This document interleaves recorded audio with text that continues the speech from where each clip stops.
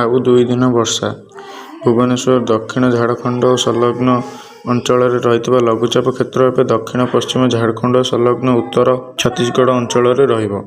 ଏହା ସହ ଜଡ଼ିତ ଘୂର୍ଣ୍ଣିବଳୟଟି ସମୁଦ୍ର ପତ୍ତନଠାରୁ 7.6 କିମି ଉଚ୍ଚତାରେ ରହିଥିବା ବେଳେ ଏହା ଦକ୍ଷିଣ ଆଡ଼କୁ ଢଳି ରହିଛି। ଏହାର ପ୍ରଭାବରେ ରାଜ୍ୟର ବିଭିନ୍ନ ଅଞ୍ଚଳରେ ବର୍ଷା ଜାରି ରହିଛି।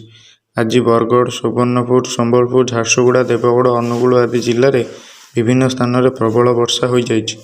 ସେହିଭଳି ଉପକୂଳ ଓ ସଂଲଗ୍ନ ଓଡ଼ିଶା ପାଗ ମେଘୁଆ ରହିଥିବା ବେଳେ ମଝିରେ ମଝିରେ ବର୍ଷା ମଧ୍ୟ ହୋଇଯାଇଛି। ଆସନ୍ତାକାଲି କେନ୍ଦୁଝର, ମୟୂରଭଞ୍ଜ, ଅନୁଗୁଳ, ଯାଜପୁର, ବରଗଡ଼, ସମ୍ବଲପୁର, ଦେବଗଡ଼, ଢେଙ୍କାନାଳ, ବଲାଙ୍ଗୀର, ସୁବର୍ଣ୍ଣପୁର, ସୁନ୍ଦରଗଡ଼ ଓ ଝାରସୁଗୁଡ଼ା ଆଦି ଜିଲ୍ଲାରେ ବିଭିନ୍ନ ସ୍ଥାନରେ ପ୍ରବଳ ବର୍ଷାର ସମ୍ଭାବନା ରହିଛି।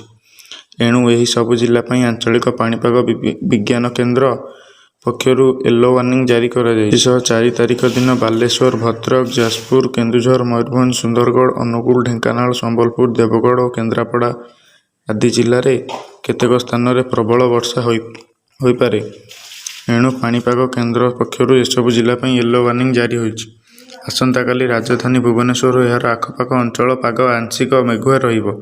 ବର୍ଷା ସମ୍ଭାବନା ମଧ୍ୟ ରହୁଛି।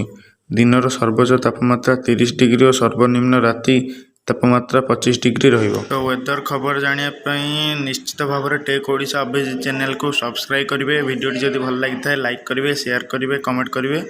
ସବସ୍କ୍ରାଇବ୍